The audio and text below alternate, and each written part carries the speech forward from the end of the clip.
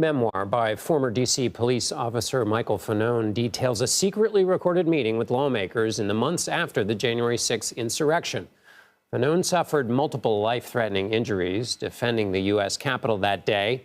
Here's what he said Monday on CBS Mornings when asked about those who are, as he wrote, trying to whitewash the attack.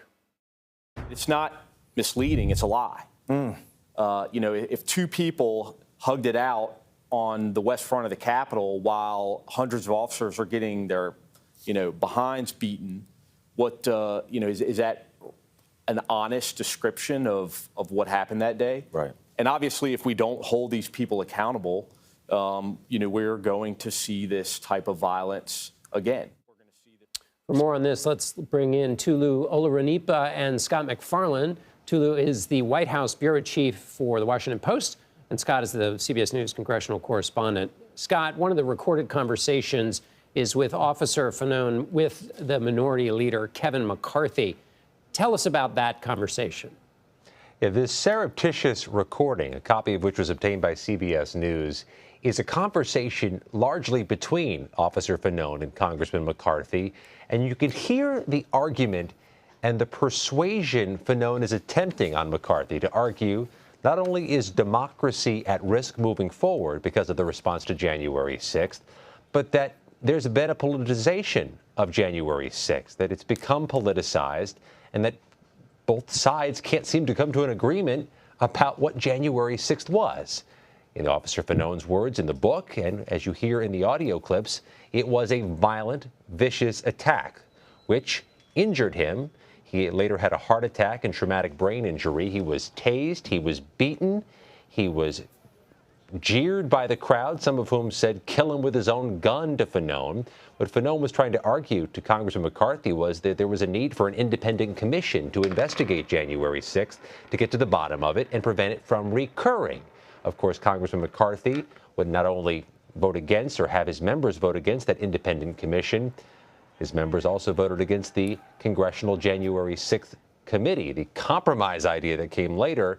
And Fanone is still making the argument that there is a politics behind January 6th that risks us in the future. Toluse, speaking of politics, we've got 30 days. The midterm elections are coming. What races are ones that you're keeping an eye on and that we should be keeping an eye on? Well, the Senate is a very close contest when it comes to control of the Senate, and there are a couple of key races that we're watching very closely. Georgia, obviously, is a very important race between Herschel Walker and the incumbent Raphael Warnock. It's a race where there's been a lot of focus, there's been a lot of money, there's been a lot of attention, and a lot of news over the last several weeks.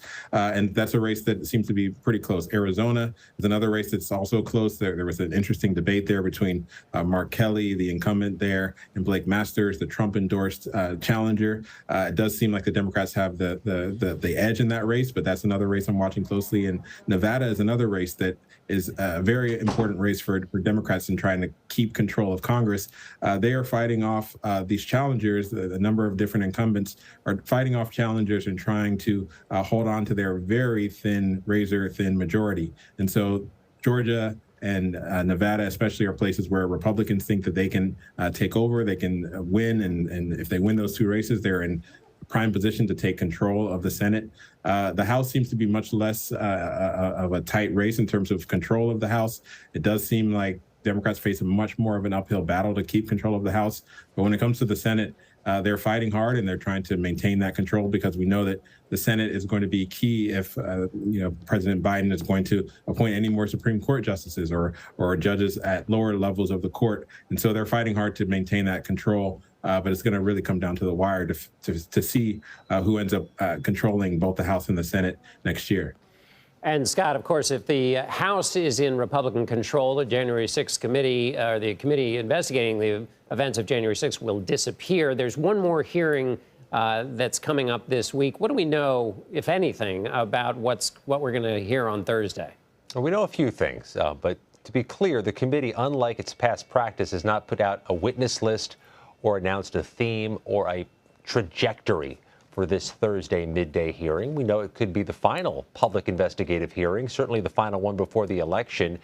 We also know that this hearing comes on the heels of a very high-profile interview the committee secured with Ginny Thomas, wife of Supreme Court Justice Clarence Thomas, who the committee said they wanted to talk to because they say she texted key players about efforts to fight the 2020 election results.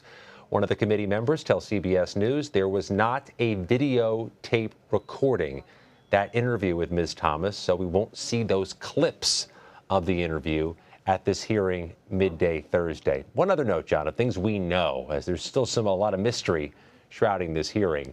There's a written report that comes at the end of these hearings. It's required in the legislation under which this committee was formed, and that report will come 30 days before the committee is to end its work.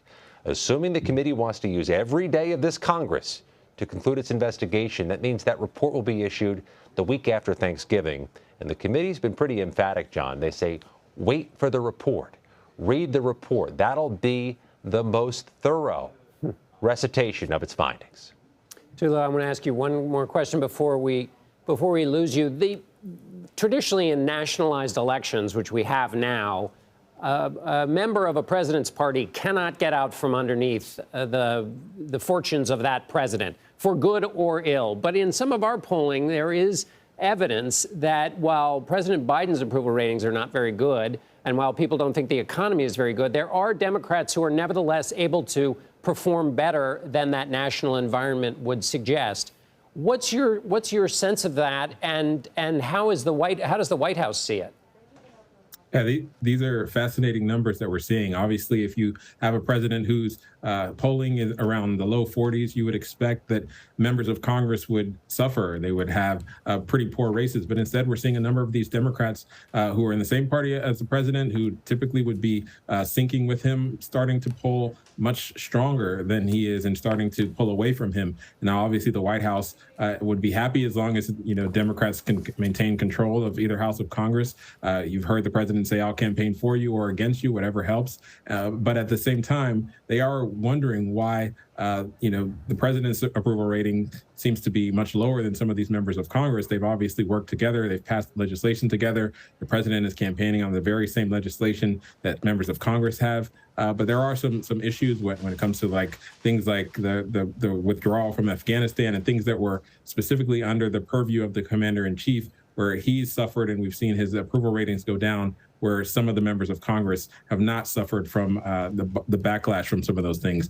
Obviously, gas prices have started to go up again. People associate gas prices and the cost of living directly with the White House, directly with the Oval Office. And so we are seeing that gap between the president's approval rating and the approval rating of the members of his party and Congress. And for some Democrats, they're hoping that will be their saving grace. That will be what saves them, because in a normal political environment, you would expect a president with the approval ratings that President Biden has to lose not only the House, but the Senate. And they're hoping that they can keep one of those houses at least, and maybe even keep both if we see numbers that show Democrats doing much better than Biden is doing on a national scale. All right, well, 30 more days of polling, and then we'll get the only poll that matters on Election Day. Tolu Olorunnipa in Arlington, Virginia, and Scott MacFarlane in Washington, thank you both.